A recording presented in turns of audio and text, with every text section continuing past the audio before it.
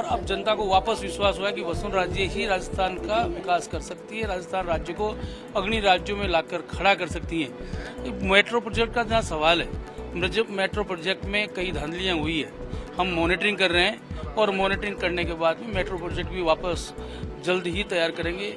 हमारे जयपुर शहर में रिंग रोड का काम भी 5 साल से खटाई में पड़ा हुआ है। अभी भी मैंने माननीय वसुंधरा राजे से आग्रह किया कि इसका रिंग रोड का काम जल्द ही चालू करेंगे। 85% के लगभग हमने ज़मीन एक्वायर कर ली है, सबको पट्टे दे दिए हैं और किसान लोग उसको सरेंडर कर चुके हैं और जल्दी इस बारे में भी मॉनिटरिंग करके उसको चालू करेंगे। मोदी के साथ जब विकास की बात जुड़ी, जब बात राजस्थान की जुड़ी तो बहस भी गर्मा गर्म हुई। अभी ब्रेक पर जाने के बाद ऑफ द कैम भी हमारे जो गेस्ट हैं वो लगातार इसी मुद्दे पर डिस्कस कर रहे थे। बात थी एफडीआई की, फॉरेन इन्वेस्टमेंट की। आखिर कैसे डायरेक्ट इन्वेस्टमेंट राजस्थान के लिए या फिर देश के लिए फायदेमंद हो सकता है, इस पर बात चल रही थी। ज्योति जी, मैं आपके पास आऊँगा। पहले आप सरकार की ओर से पक्ष रख दीजिए कि क्या ऐसा करना, जैसा भंवर सिंह जी और सवाल उठाया राजीव जी ने, क्या पक्ष पार्टी की ओर से रखूंगी और स्पष्टता से रखूंगी। जैन साहब ने बड़ी बहुत जबरदस्त बात की। उन्होंने कहा रेट ऑफ ग्रोथ के इंडिकेटर्स, रेट ऑफ ग्रोथ के साथ में जो भी इकोनॉमिस्ट हैं समझते हैं कि उसके साथ रेट ऑफ एम्प्लॉयमेंट के इंडिकेटर्स लगातार बढ़े हुए।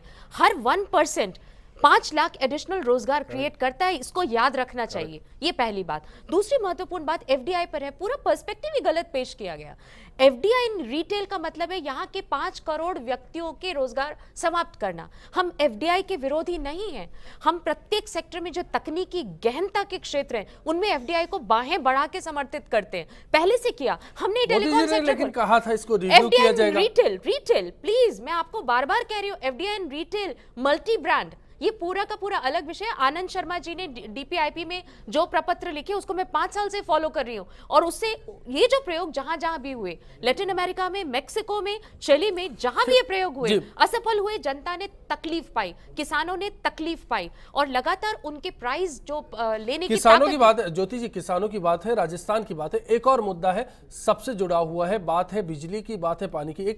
एक एग्जाम्पल है, लंबित मुद्दों में है, पंजाब के साथ जल विद्युत परियोजनाओं में बिजली का हिस्सा राजस्थान की बहुत बड़ी डिमांड रही है। हर साल बात की जाती है, वादे किए जाते हैं, समझौते हो गए, लेकिन आज तक 35% का जो हिस्सा है बिजली का नहीं मिल पाया। इसको लेकर क्या स्टैंड रहेगा सरकार का? मैं आपको फिर से स्पष्ट करूं, मैं पार्टी की प्रवक्ता हूं, आधिकारिक तौर पर इंडिकेशंस दे सकती हूं। सरकार के स्टैंड, सरकार जैसे जैसे आपके सामने अनफोल्ड होगी। श्रीमती राजे इस विषय में ऑलरेडी एक कदम बढ़ चुकी है, हम सब इससे विदित हैं, पब्लिक डोमेन में है।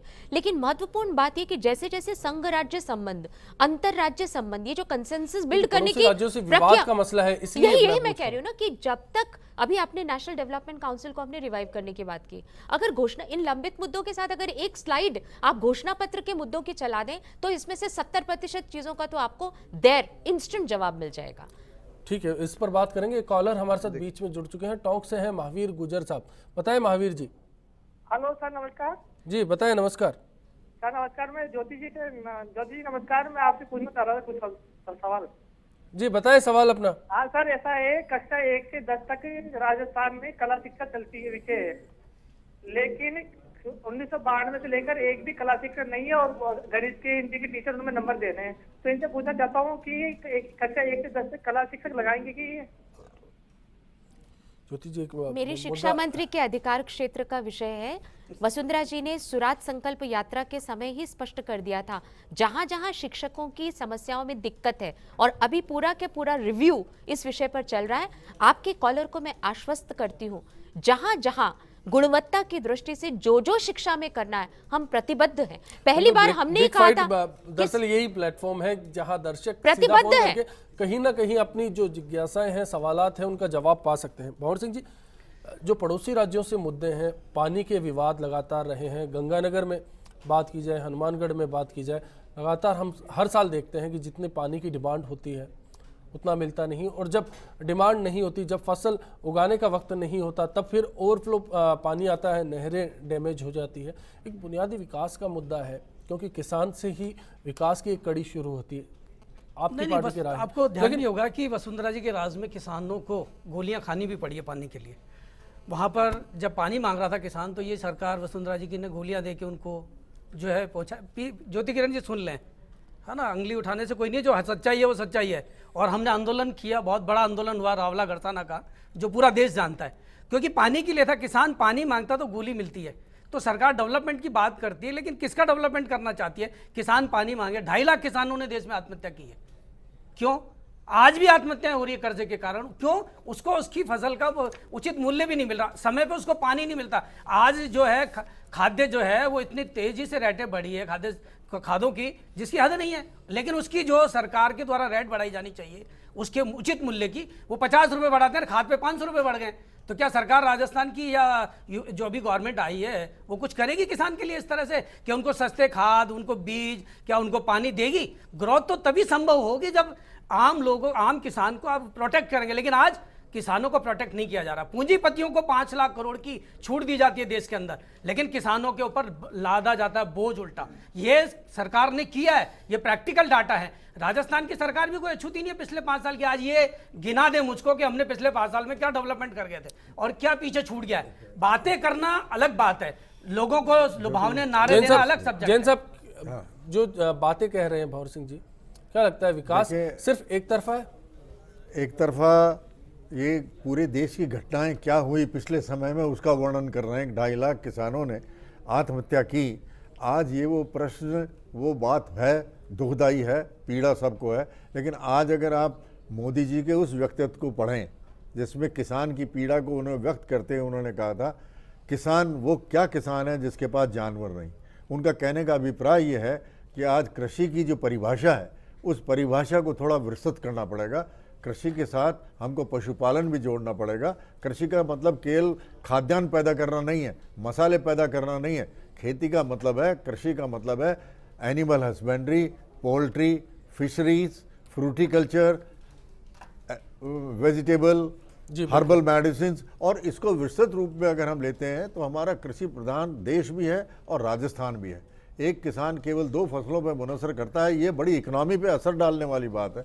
और ये ग्रोथ जिसको हमेशा अब तक हम मान के 4% का इंडिकेटर हर सरकार ने लिया। एक बात है, जितने भी मुद्दे जुड़कर आते हैं राजस्थान पर बात आकर टिक जाती है विशेष राज्य के दर्जे की मांग, क्योंकि पानी और बिजली बुनियादी है। चाहे आप निवेश की बात कर लीजिए, निवेश को लाने के लिए पानी बिजली की सुविधा आपको देनी पड़ेगी। आपने अगर देखा हो तो जो 12th फाइव-ईयर प्लान का फोकस पेपर बना था, उस पेपर में राजस्थान के संदर्भ में भी और देश के संदर्भ में भी जो फोकस्ड एरिया बना था, वो focused area drinking water and agriculture growth. Rangarajan साहब ने वो भी बात कही थी। इनके उस दी दैन प्लानिंग कमीशन के वाइस चेयरमैन मोन्टेक सिंह आलूवालिया साहब ने भी ये बात की थी। और राजस्थान का जो प्लानिंग बोर्ड उस वक्त बना हुआ था, व्यास जी प्रोफेसर चेयरमैन, उन्होंने भी कहा था हमने राजस्थान के संदर्भ में इन बातों को किया है। और वसुंधरा जी ने आते ही इस महत्व को समझते हुए उन्होंने इसी प्रकार के दिए हैं, इसको रिव्यू करा जाए।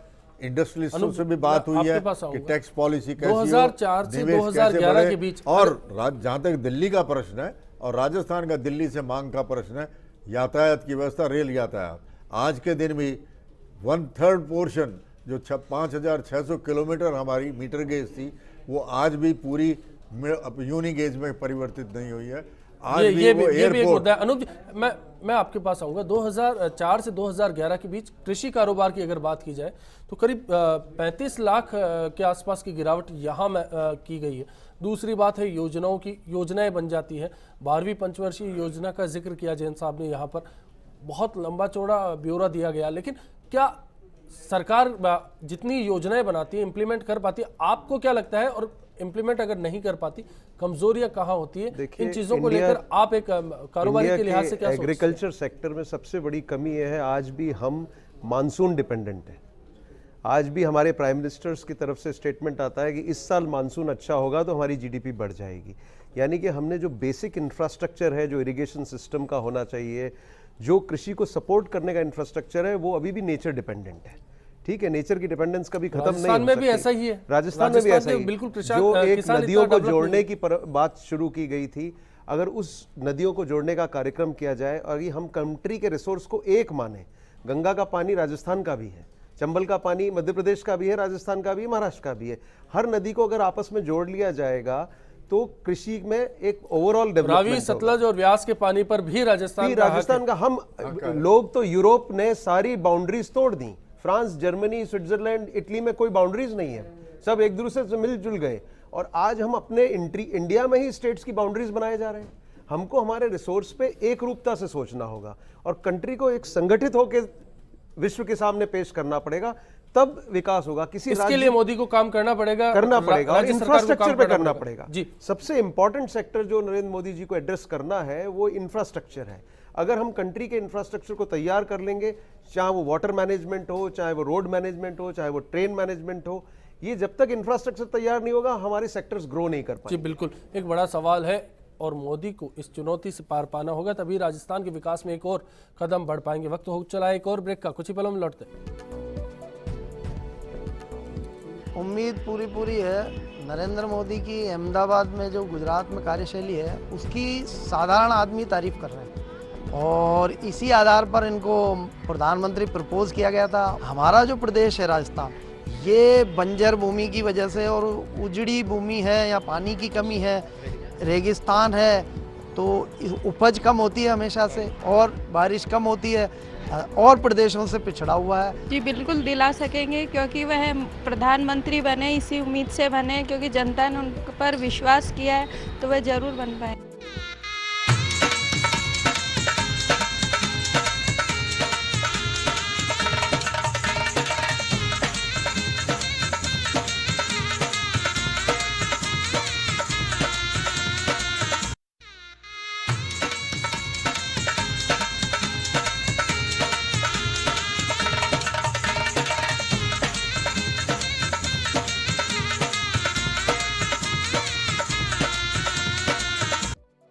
पार्लियामेंट पहुंचा हूं तो कोई जरूरी नहीं कि मंत्री से ही मतलब होता है। स्टेट में मुख्यमंत्री का आशीर्वाद मिल जाए और सेंटर में प्रधानमंत्री का आशीर्वाद मिल जाए, मैं समझता हूं मंत्री की जरूरत नहीं होती। और बिग फाइट लाइव में आज हमारा सवाल था, क्या नरेंद्र मोदी राजस्थान की उम्मीदें पूरी कर पाएंगे? इस पर हमने आपसे आपकी राय जानना चाही थी। 69% दर्शकों का मानना है कि हाँ ऐसा हो सकता है, जबकि 31% दर्शक इस बात से इत्तेफाक नहीं रखते। उनका मानना है कि नहीं, मोदी ऐसा नहीं कर पाएंगे।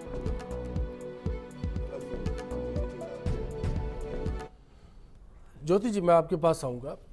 सवाल था लगातार जिस तरह से सांसद भी प्रदेश के, हमने उनकी भी राय जानी। दिल्ली में थे, बीकानेर हाउस में थे, विजय उनसे बात कर रहे थे, पानी की बात आई, बिजली की बात आई, जो बुनियादी सुविधाएं हैं उनकी बात की गई कि किस तरह से राजस्थान को डेवलप किया जाए। मेट्रो का जिक्र हुआ, फ्रेट कॉरिडोर का जिक्र हुआ, इतनी सारी योजनाएं हैं लंबित पड़ी है। रिफाइनरी भी एक बड़ा मुद्दा है, लगातार पैसा मिल रहा है। रोज की बात की जाए 20 करोड़ के आसपास के इनकम राजस्व हो रहा है।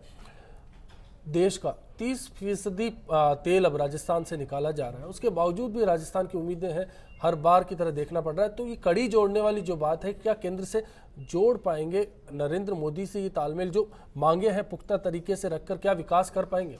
निश्चित तौर पर इसमें तो कहीं कोई संदेह की गुंजाइश ही नहीं है। एग्रीकल्चर की बात करने वाले सज्जन ये देखें कि गुजरात में सरकार 4 दिन के लिए, 1 महीने के लिए पूरा का पूरा ग्राम में जाकर एग्रीकल्चरल इश्यूज पे बात करती है।